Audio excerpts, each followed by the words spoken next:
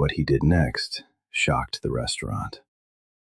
The crack echoed through Taverna's soul like a gunshot dressed in diamonds. Mireia Santos stumbled backward, bisque running down her uniform, a handprint blooming red across her left cheek. The woman who hit her was already turning back to her wine glass, adjusting her engagement ring like she'd just swatted something insignificant off the tablecloth. 50 diners froze. Forks suspended. Conversations dead. Nobody moved. Nobody breathed. Then a chair scraped back at the head table. The man who stood wasn't looking at the waitress. He was looking at the woman wearing his ring. And the expression on his face made every person in that restaurant forget how to swallow. A waitress just got slapped by the most untouchable woman in Boston, and the most dangerous man in the city is about to choose to stay, because what happens next changes everything for everyone in this room. 40 minutes earlier, Mireia Santos had been standing in the employee bathroom at Taverna Sol, reapplying glue to the sole of her left shoe. The right one she'd fixed yesterday. Both were 6 months past replacement, but replacement required money, and money required math that never balanced, no matter how many times she ran the numbers. 26 years old, 11 hours into a double shift. 5 nights a week at Taverna Soleil, one of Boston's most exclusive waterfront restaurants, where a single bottle of wine cost more than her weekly groceries. Weekends, she cleaned offices in a downtown high-rise, toilets and trash cans, and the desks of people who left coffee rings on wood that cost more than her rent. Every dollar she earned had a name before it touched her hand. 3 months of overdue rent, bus fare, groceries, and the bills for her younger sister Paloma, whose autoimmune condition required treatment that insurance had decided wasn't essential enough to cover. Mireia didn't complain, didn't call in sick, didn't ask for favors. She showed up. She survived. That was the whole biography. Tonight, the private dining area was reserved for Nico Ferraro. In public, import businesses, real estate holdings, philanthropic boards. In private, the head of Boston's most powerful crime family. A machine built by his grandfather, expanded by his father, and refined by Nico into something so woven into the city's infrastructure that pulling one thread would unravel half the economy. 35, calculated. The kind of quiet that made loud men reconsider every word they'd ever said in his presence. Beside him sat Celeste Ashford, Fiancée, Beacon Hill royalty. Old money so old it had forgotten what earning felt like 3 generations ago. Their engagement wasn't romance, it was architecture. Celeste's family connections gave Nico political cover and social access to circles that didn't open for men with his last name. Celeste got the lifestyle and power that inherited wealth could no longer sustain on its own. A merger dressed in a 4-carat diamond. Mireia was assigned to their table. She was careful, professional, invisible in the way she'd been trained to be, present enough to serve, absent enough to never be noticed. Celeste had been drinking since before the appetizers landed. Her mood had a target, and it didn't care who filled the role. When Mireia placed the bisque, Celeste declared it cold without touching it. Mireia apologized immediately and offered a replacement. Celeste hit on her accent, made a remark about how some people should feel grateful they're even permitted to serve people like us. Mireia absorbed every word, kept her hands steady, kept her voice even, offered the replacement again. Then her wrist caught the edge of Celeste's water glass while clearing the bowl. 3 drops hit the tablecloth. Celeste was on her feet before the glass stopped spinning. Her palm connected with Mireia's cheek hard enough to turn her head sideways and send the bisque cascading down the front of her uniform. The restaurant went silent. 50 people, not one voice. Mireia stood there with soup dripping from her collar and fire spreading across her cheekbone. She didn't cry. She'd learned a long time ago that crying in front of people who thought you were beneath them only confirmed what they already believed. Celeste smoothed her dress and sat back down, picked up her wine. "Someone get me a new server, preferably one with functioning hands." That's when the chair scraped back. Nico Ferraro stood slowly, The room contracted around him, the way rooms always did when he decided to occupy them fully. He wasn't looking at Maria. He was looking at Celeste. And something had shifted behind his eyes, something tectonic, something that had been locked in a place he didn't visit and had just been dragged into the light by the sound of a woman's hand striking a woman's face. Because Nico Ferraro didn't grow up in Beacon Hill parlors. He grew up in a 2-room apartment above a bakery in East Boston. His mother worked doubles at restaurants exactly like this one. She came home with aching feet and stolen tips and sometimes marks on her arms from customers who believed the help wasn't human enough to bruise. She never complained either. She just showed up. She survived. "Sit down, Celeste." His voice carried no volume. It didn't need any. Celeste laughed, a bright, champagne-soaked sound. "Oh, please. She spilled on me. She's lucky I didn't." I said, "Sit down." The laughter died. Celeste's mouth opened, then closed. Something in Nico's tone had shifted past the point where charm or argument could reach it. He turned to Maria. His eyes moved to the handprint on her cheek, then to the soup staining her uniform, then to her shoes, one sole peeling away from the leather. "Are you all right?" he asked. Maria nodded. Not because she was, because that's what you do when powerful people ask questions in rooms full of other powerful people. You nod, and you disappear. But Nico didn't look away. He held her gaze for a moment longer than made sense, long enough for Maria to feel something she hadn't felt in years. Seen. Not evaluated. Not dismissed. Seen. He turned to the restaurant manager who had materialized nearby, looking like a man calculating the cost of every possible next sentence. "She's not to be disciplined, not reassigned, not written up. Are we clear?" The manager nodded fast enough to blur. Nico placed his hand on Celeste's back, not gently, not roughly, just firmly enough to communicate that the evening was over. He walked her toward the exit without another word. Celeste's heels clicked fury across the marble, but she went. She always went when Nico moved with that particular stillness. It was the one thing about him that still frightened her. In the car, Celeste erupted. How dare he? In front of people. Over a waitress. Over nobody. She ranted for the entire drive. About embarrassment. About perception. About what the women on the benefit committee would whisper. Nico said nothing. His silence filled the vehicle like smoke filling a sealed room. Celeste mistook it for agreement. For submission. For a man who would forget this by morning. She was wrong about all of it. That night, Nico sat alone in his study. The house was quiet. Celeste had taken a sleeping pill and sealed herself in the master bedroom. The city glittered beyond his window, a machine he'd spent 15 years learning to control. On his desk sat a framed photograph. His mother, 23 years old, wearing a white collared shirt and a black apron, smiling despite everything the world had already done to her and everything it still had planned. He picked up his phone and dialed. His voice came out low and precise. "The waitress from tonight, Maria Santos. I want to know everything. Her situation, her family, everything. And I want it by morning."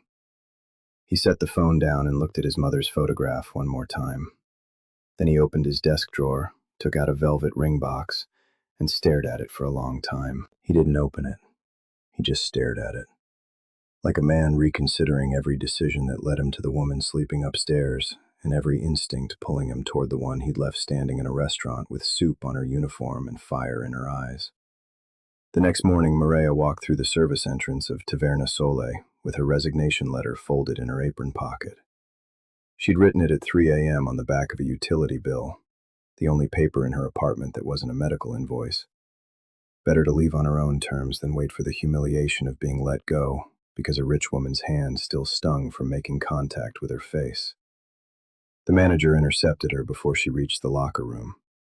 His expression was strange, not the rehearsed sympathy of a man about to fire someone, but the confused energy of someone holding information he didn't fully understand. "There's an envelope for you." He held it out. "Left anonymously this morning. No name. $5,000. Cash. Crisp hundreds in a plain white envelope. Maria stared at it long enough for the manager to shift uncomfortably and excuse himself. Her first instinct was to leave it on the counter. Money without a name always came with strings tied somewhere you couldn't see until they tightened. But Paloma's next infusion was due in 6 days. The account was empty. The hospital didn't accept pride as a payment method. She took the money and tore up the resignation letter. That evening, Nico Ferraro walked into Taverna Sole alone. No entourage. No private room reservation. He sat at a corner two-top by the window and requested Maria's section. She recognized him before the hostess finished pointing. Her stomach dropped, but her face held steady. She'd learned to keep her reactions somewhere behind her ribs where the world couldn't use them against her. He ordered simply. Ate without performance. Asked for the check, left a tip that doubled the bill, and walked out without looking back. He came back the next night. Same table, same section, same quiet. On the second night, he asked how her shift was going. Not what was on the specials, how her shift was going. Maria gave him the short answer. Fine. He didn't push. On the third night, he remembered she'd mentioned her sister in passing the evening before and asked how Paloma was doing. Maria's guard cracked just enough to let surprise through before she sealed it back up. Men with power didn't remember the names of Waitress's sisters. They barely remembered the waitresses. But Nico listened. Not the way customers listen, half present, already rehearsing their next sentence. He listened the way Maria had stopped believing anyone ever would. Like her words were worth the silence it took to hold them. She didn't trust it, couldn't afford to. She'd learned that attention from powerful men was a currency that always cost more than it gave. But Nico never pushed, never lingered, never asked for anything beyond the menu. Just showed up, ate, listened, and left. Meanwhile, the woman sleeping in Nico's house was building a different kind of plan. Celeste discovered the restaurant visits within days. She had people who watched people, a network of social surveillance she'd maintained since before the engagement because old money trusted nothing, and Celeste trusted less than most. She confronted Nico on the fourth morning over breakfast. Her voice was polished rage. You're visiting that restaurant. You're sitting in her section. Nico set down his coffee. I'm reconsidering the engagement. 6 words that dropped the temperature in the kitchen below freezing. Celeste's composure rearranged itself in real time. Shock, then calculation, then something hard and final settling behind her eyes. That would be an extremely dangerous decision, Nico. She laid it out. 14 months of recordings, private conversations captured on her phone, business discussions, names, routes, details that would interest every federal agency in the state. She'd been collecting insurance since the ring went on her finger, a safety deposit box of leverage designed for exactly this moment. If you leave me, Celeste said, adjusting her bracelet with fingers that didn't tremble, I will deliver every recording to the FBI, the Globe, and every political contact who's ever taken your call. Everything your grandfather built, everything your father bled for. Gone. Nico held her gaze. He didn't flinch, but the threat was real, and they both knew it. Across the city, things began appearing in Maria's life without explanation. A new pair of black work shoes left with the hostess. Her size, comfortable, the kind that lasted through 12-hour shifts without destroying your arches. The hostess shrugged when Maria asked who left them. A week later, an anonymous payment wiped Paloma's next 3 months of medical copays. Then a mechanic showed up at her apartment on a Tuesday morning to fix the heating that had been broken since November. Said the bill was covered. Left before she could form a question. Maria didn't connect it immediately. When she did, the timing, the specificity, the fact that nobody in her life knew these details except someone who'd actually been listening. She waited until Taverna Sole closed for the night, walked to Nico's corner table where he sat finishing his espresso, and stood over him with her arms folded. I don't need saving. I know. Then stop. It's not charity, Maria. Then what is it? His eyes moved to the photograph he kept in his wallet. She'd seen him glance at it once, briefly, before paying his check 3 nights ago. He didn't pull it out. He just touched the edge of the leather. My mother worked restaurants like this for 22 years. Broken shoes, stolen tips, rent she couldn't make. She needed exactly these things, and nobody showed up. He met her eyes. I'm not saving you. I'm doing what should have been done for her. Maria stood there. The anger she'd carried to the table didn't dissolve. It just shifted into something she didn't have a name for yet. She sat down across from him. First time. They talked until the cleaning crew started vacuuming around them. About East Boston. About mothers who worked until their hands gave out. About sisters who deserved better than what the system decided they were worth. Maria didn't trust him yet, but she stopped pretending she wanted to. That night, Nico's people delivered the final piece of intelligence he'd been waiting for. What they found didn't just change the engagement, it rewrote everything. Celeste Ashford wasn't just collecting insurance. She was actively feeding intelligence to the Moreno family, a rival organization that had been positioning to move against Nico's territory for 2 years. Wire transfers traced from Celeste's personal accounts to Moreno-linked shell companies. 14 months of payments. Surveillance footage of Celeste meeting Victor Moreno himself on 3 separate occasions. Recorded conversations she'd handed over, not copies of Nico's secrets kept for protection, but originals delivered as operational intelligence. Shipment schedules, personnel names, security protocols. The engagement wasn't a partnership, it was an infiltration. The woman wearing his ring had been dismantling his empire from the inside, while sleeping beside him every night. Nico stared at the photographs spread across his desk. Celeste, shaking hands with the man who wanted him buried. He was still for a long time. Then he picked up his phone and called Maria. Don't come to work tomorrow night. I need you somewhere. I can't explain everything yet, but I need you to trust me. Can you do that? Silence on the line. Then her voice, cautious, steady, carrying the weight of a woman deciding whether this was the moment she'd regret or the one she'd been waiting for. Okay. The Copley Grand Ballroom had been transformed into a temple of generosity, or at least the performance of it. Crystal chandeliers threw fractured light across 400 guests in designer formal wear. A string quartet played something elegant and forgettable. Waiters circulated with champagne flutes balanced on silver trays. The annual Ashford Foundation charity auction, Boston's most prestigious evening, was in full swing. Celeste Ashford stood near the stage in a crimson gown, co-chairing the event the way she co-chaired everything, with a smile sharp enough to cut glass and a handshake that came with invisible invoices. She was radiant, commanding. Completely unaware that the evening she'd spent 6 months planning was about to become the last public appearance she'd ever make under her own name. Nico had spent the week building the case. Every wire transfer, every surveillance photograph, every recorded meeting between Celeste and the Moreno organization. Documented, time-stamped, cross-referenced. His tech people had loaded it into the venue's AV system through the head of event security, a man whose daughter needed a kidney transplant 3 years ago. Nico made a phone call. The daughter got her transplant. Debts like that don't expire. 2 hours before the first guest arrived, Nico's people accessed Celeste's devices remotely and wiped every recording she'd made. Every conversation, every file, every piece of leverage she'd spent 14 months assembling.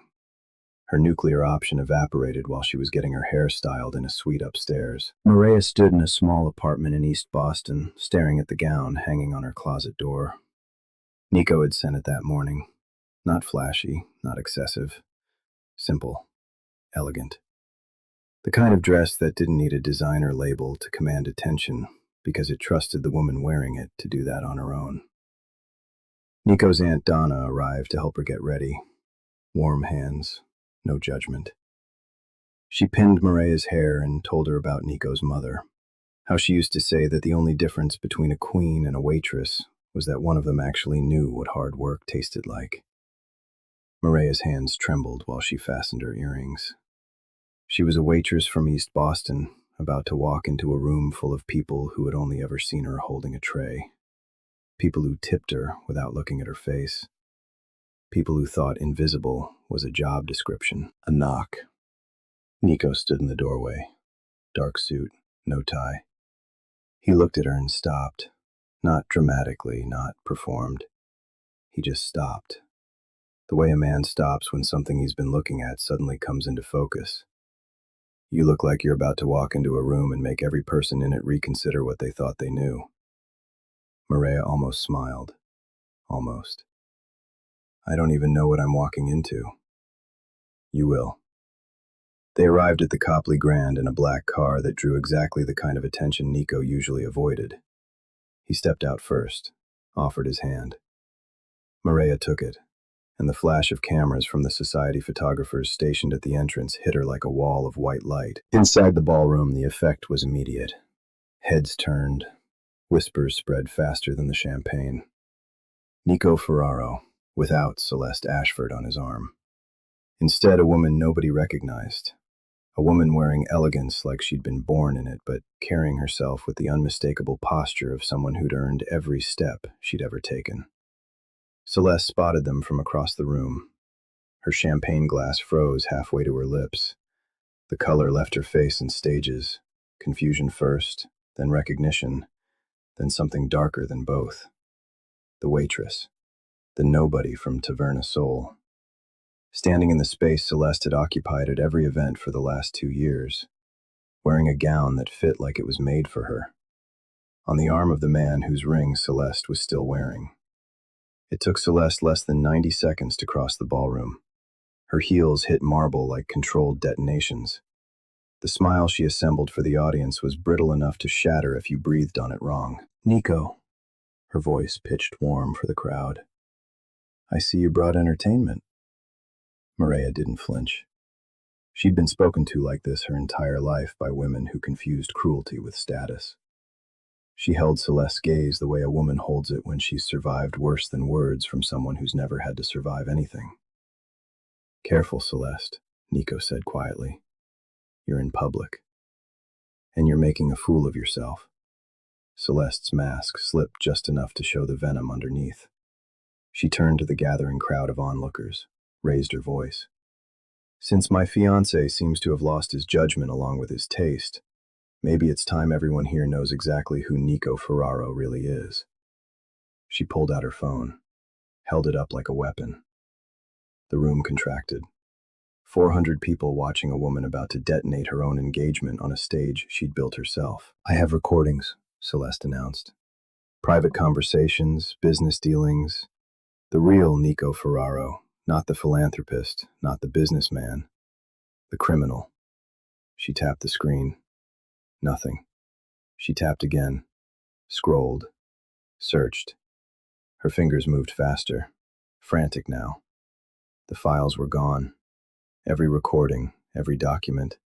14 months of leverage. Erased. The room shifted. Murmurs rippled through the crowd. Celeste's performance was unraveling in real time. A woman holding an empty gun in front of 400 witnesses. Technical difficulties? Nico's voice carried just enough for the nearest 100 people to hear. Not mocking. Worse. Calm. Celeste's composure fractured. You did this. You. Then the ballroom screens flickered to life. Not with Nico's secrets.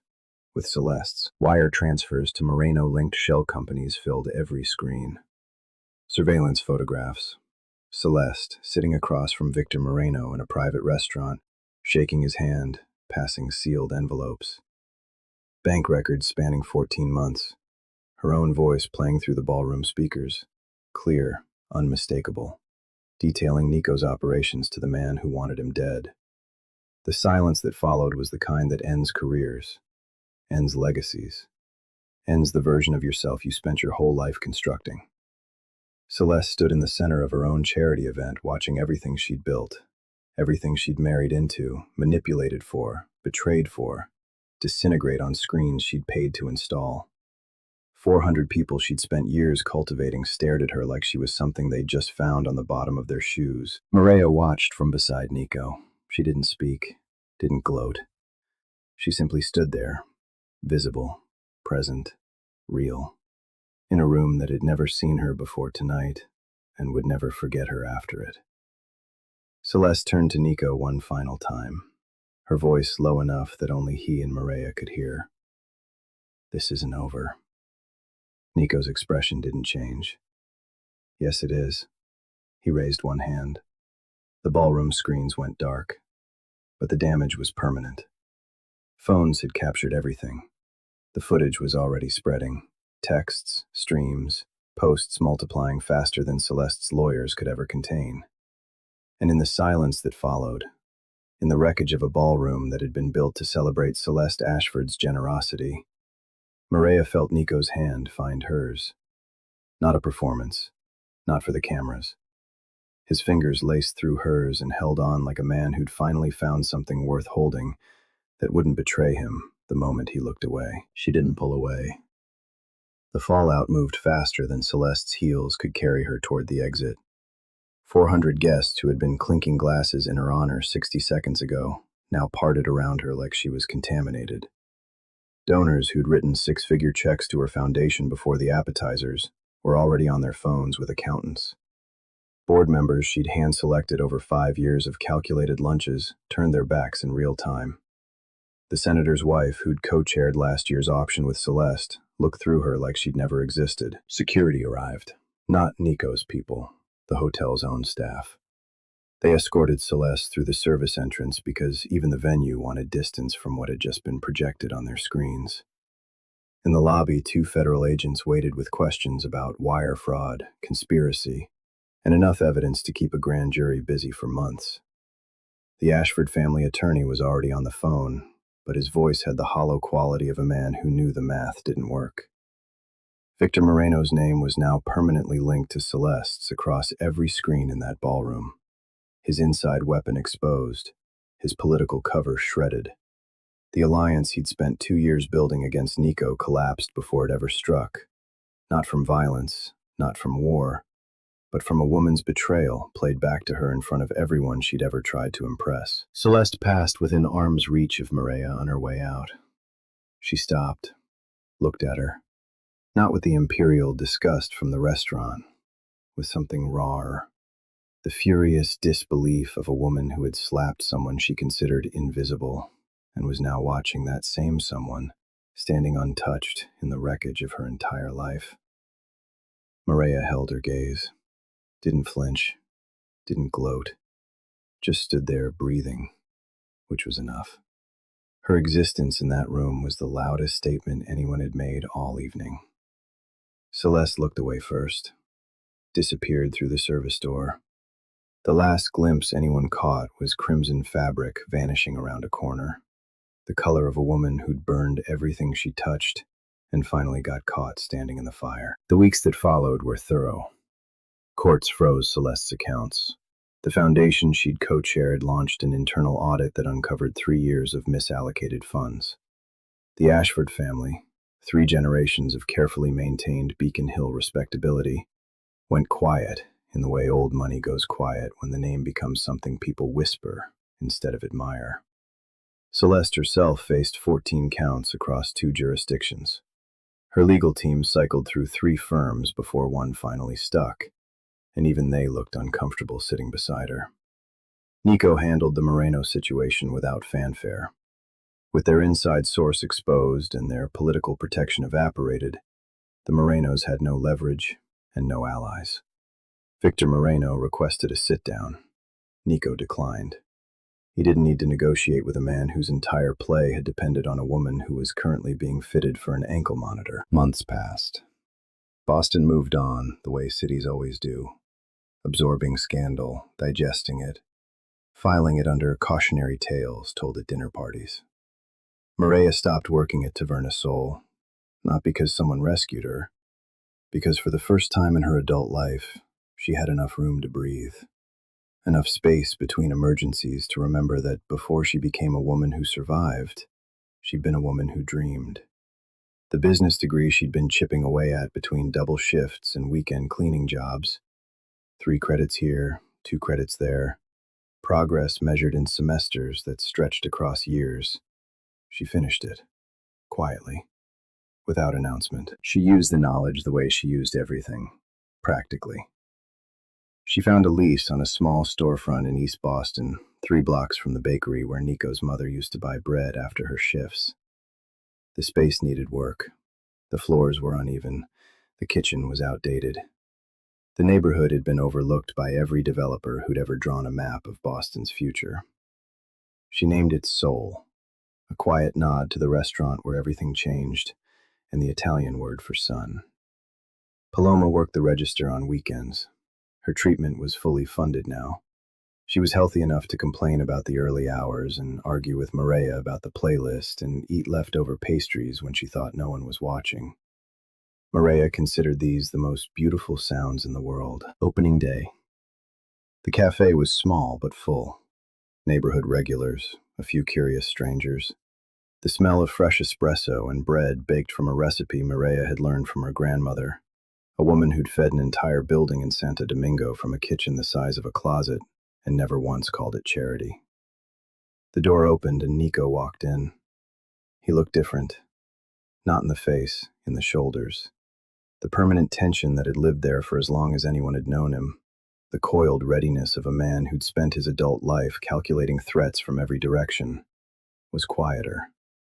Still present, but no longer the first thing you noticed about him. He'd restructured, stepped back from the parts of the operation that required the version of himself he was tired of being. Delegated. Trusted. Selectively, carefully, but trusted. Still powerful. Still respected. But choosing differently now. Choosing what to build instead of what to control. He sat at the counter. Maria poured his coffee without asking how he took it. She already knew. Black, no sugar. Same as every night at Taverna Sol. He took a sip and set the mug down, looked around the cafe, the mismatched chairs, the hand-painted menu board, the photographs on the wall of East Boston through the decades. Then he looked at her. First time I've ever sat in a restaurant and felt like I was exactly where I'm supposed to be. Maria leaned against the counter. The morning light caught her face. No makeup, flour on her apron, hair pulled back. She looked nothing like the woman in the gown at the Copley Grand. She looked better.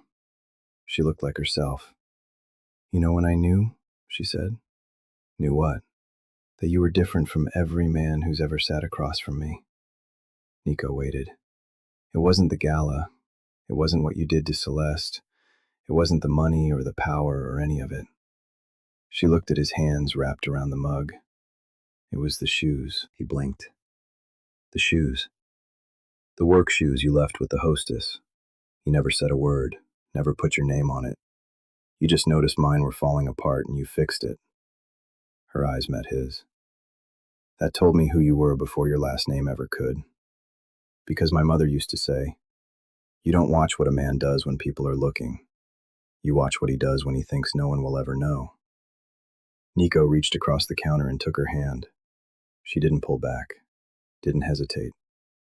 She held on the way a woman holds on when she's finally found something that doesn't require her to be less than what she is. He kissed her. Not in a ballroom, not in a penthouse. In a small cafe in East Boston that smelled like espresso and fresh paint and bread baked from a recipe that had crossed an ocean in a grandmother's memory. Two people who met across a divide that should have kept them invisible to each other forever, and chose to stay. When they pulled apart, Maria looked out the window at the neighborhood waking up around them. Mrs. Delgado from the 3rd floor walking her dog, the Torres kids chasing each other to the bus stop. A city block that had been forgotten by everyone with the power to remember it, now anchored by a cafe built by a woman who knew what it meant to be overlooked, and decided that nobody who walked through her door would ever feel that way. Across the city in a rented studio in Quincy, Celeste Ashford sat on a second-hand couch watching the evening news. The anchor smiled into the camera. And finally tonight, a story about community. Soul Cafe opened its doors today in East Boston, bringing life back to a neighborhood that's been waiting for exactly this kind of investment. Owner Maria Santos says the mission is simple. Good food, open doors, and a place where everyone belongs. The camera panned to Maria behind the counter, flour on her apron, Nico beside her, both smiling. The kind of smiling that doesn't perform for cameras. the kind that happens when two people are standing exactly where they chose to be. Celeste reached for the remote, turned off the television, and sat in the silence of a studio apartment that smelled like nothing and no one. Living with the knowledge that the woman she'd slapped in a restaurant was now the woman who had everything Celeste had spent her whole life pretending to deserve. She slapped a waitress in a crowded restaurant. She thought her ring made her untouchable. She thought the woman she struck was nobody. She was wrong about all of it. If you made it this far, you felt something, and we both know it. His space where stories don't just entertain. They remind you that the people the world overlooks are usually the ones. Tell us what you'd name your cafe. Share this with someone who's been made to feel invisible. We read every single one.